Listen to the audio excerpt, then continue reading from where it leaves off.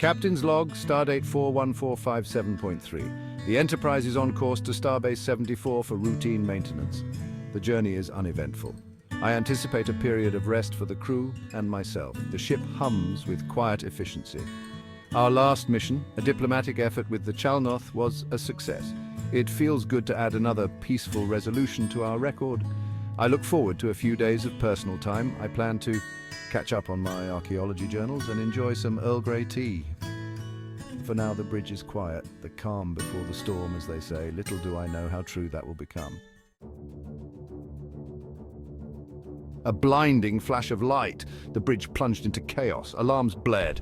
"Report!" I demanded, my hand instinctively reaching for my command chair. "Unknown energy surge, Captain." Worf barked from his station, his voice tight with concern. It originated from Transporter Room 3. My mind raced. Could this be an attack, but from whom? We were in Federation space. "Security to Transporter Room 3, I ordered, my voice firm despite the tremor of apprehension in my chest. Then a figure materialized on the transporter pad, tall, gaunt, with haunted eyes. He wore a simple, dark uniform. "Captain Picard," the stranger gasped, his voice raspy. "I had to warn you, they are coming." I ushered the stranger, who identified himself as Warren, to my ready room. The tension in the air was palpable, and I could see the fear etched on his face. He was clearly shaken, his words tumbling out in a torrent of urgency. His eyes darted around the room as if expecting the walls to close in on him. "The Borg," he said, his voice barely a whisper. It was as if even saying their name out loud would summon them. "They are coming for the Federation." His words hung in the air, heavy with dread and certainty. "They will assimilate everything in their path. Resistance is futile," he added, echoing the chilling mantra of the Borg. The Borg. The name sent a chill down my spine. A collective consciousness, relentless, unstoppable. They were the stuff of nightmares, a force that consumed everything in its wake. I had encountered them before, barely escaping with my life. The memories of that encounter were still fresh, the scars still raw. The last time we had barely managed to escape their clutches. Our ship limping away, battered and bruised. The cost had been high, too high. "How do you know this?" I demanded, my voice tinged with both skepticism and a growing sense of dread. I pressed, my voice sharp with skepticism and dread. The stakes were too high for this to be a false alarm. Warren's eyes, filled with a terrible knowledge, met mine. There was a depth of fear in them that I had never seen before. "I've seen the future, Captain." His voice was a mix of desperation and resignation. "A future where the Federation falls." His words painted a grim picture of destruction and chaos, where you fail to stop them. The weight of his words settled over me like a shroud, the enormity of the threat sinking in. We had to act, and fast. The fate of the Federation hung in the balance, and failure was not an option. I steeled myself, knowing that the coming days would test us all to our limits. But we would face the Borg, and we would fight with everything we had. The battle for the future had begun, and we were ready to meet it head-on. Warren's claims were extraordinary, yet his desperation felt real. I needed proof, but more importantly, I needed a solution. I summoned Geordi LaForge, our chief engineer. He listened intently as Warren described a technology, a way to modify our shields. "Rotating shield frequencies," Warren explained, his voice gaining strength. "The Borg adapt, but if the frequency changes constantly, they can't compensate." Geordi, ever the skeptical engineer, raised an eyebrow. "It's a brilliant theory," he conceded, "but could it work?" Warren slammed his fist on the table, a sudden burst of energy. "It has to work. It's the only chance you have." The weight of Warren's warning settled heavily on the bridge.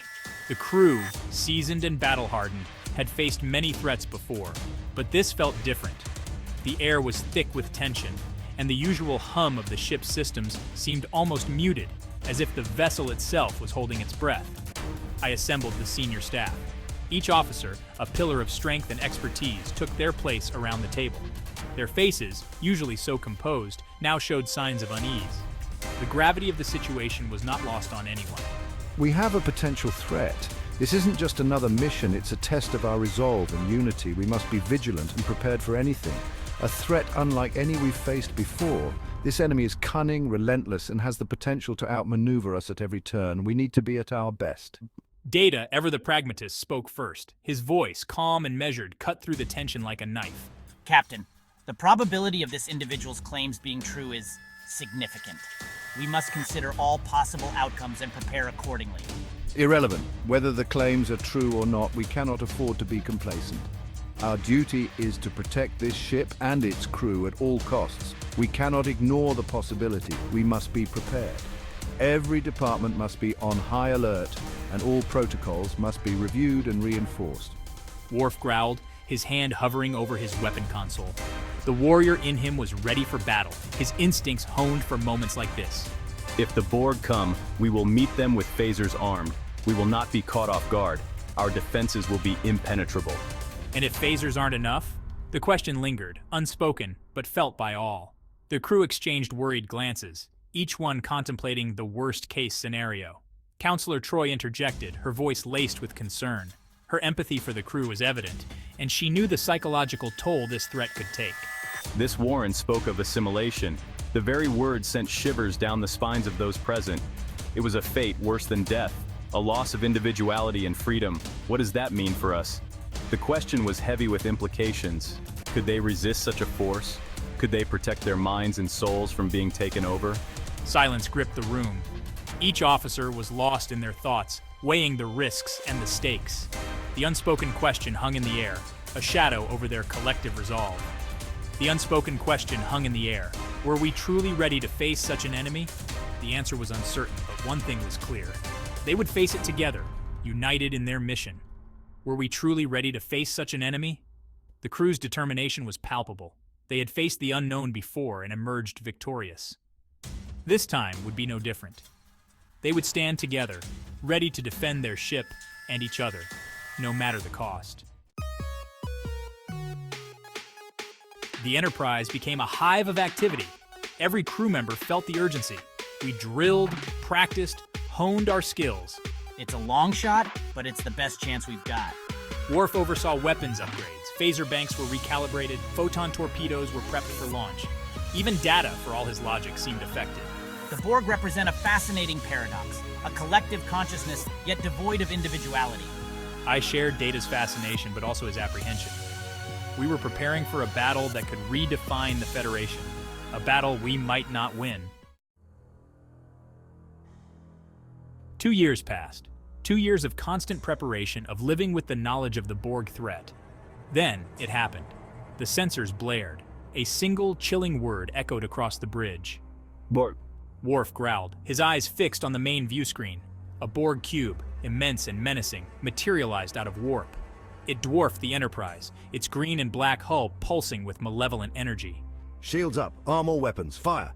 Phaser beams lanced across space, but the Borg cube seemed to absorb them, their shields holding strong. Their shields are adapting. The modifications, they're not working. Despair threatened to engulf me. Were all our preparations for naught? Engage rotating shield frequencies. I barked, clinging to the last sliver of hope. The ship shuddered as Geordi implemented the program. The shields flickered, shifting rapidly through different frequencies. To our astonishment, it worked. The Borg's relentless advance faltered. Their weapons fire, once precise and deadly, became erratic. We've got them off balance. Worf roared, a hint of triumph in his voice. The battle raged for what felt like an eternity, but slowly, surely, we began to gain the upper hand. The Borg cube, battered and weakened, finally retreated into the darkness of space. We had survived, for now. But the victory felt hollow. The Borg would be back, stronger, more adaptable. Their resilience is admirable. Data remarked, his tone neutral. Admirable? They're monsters, Data. They want to assimilate us, to strip us of our individuality. And yet they are a force of nature, a reminder of the vastness and the dangers of the galaxy. My voice heavy with the weight of what we had just experienced. Captain's log. Supplemental. Today marks a significant moment in our journey. We are en route to Starbase 328 for much-needed repairs after our recent encounter. The scars of the battle are evident on the Enterprise as they are on my soul. Each mark tells a story of bravery, sacrifice, and the relentless pursuit of peace. Warren, his purpose served, chose to remain behind on a remote outpost. His decision was not an easy one, but it was necessary for the greater good. My work here is done. I have given all I can to ensure the safety of the Enterprise and its crew, He said, his eyes filled with a strange mixture of sadness and relief. It was as if he carried the weight of the universe on his shoulders, and now he could finally rest. I will never know if he truly was a visitor from the future. His knowledge and insights were beyond our time, yet his presence felt undeniably real. But one thing is certain, his warning, his knowledge, saved the Enterprise, and perhaps the Federation itself. His actions have left an indelible mark on our history. We are forever in his debt.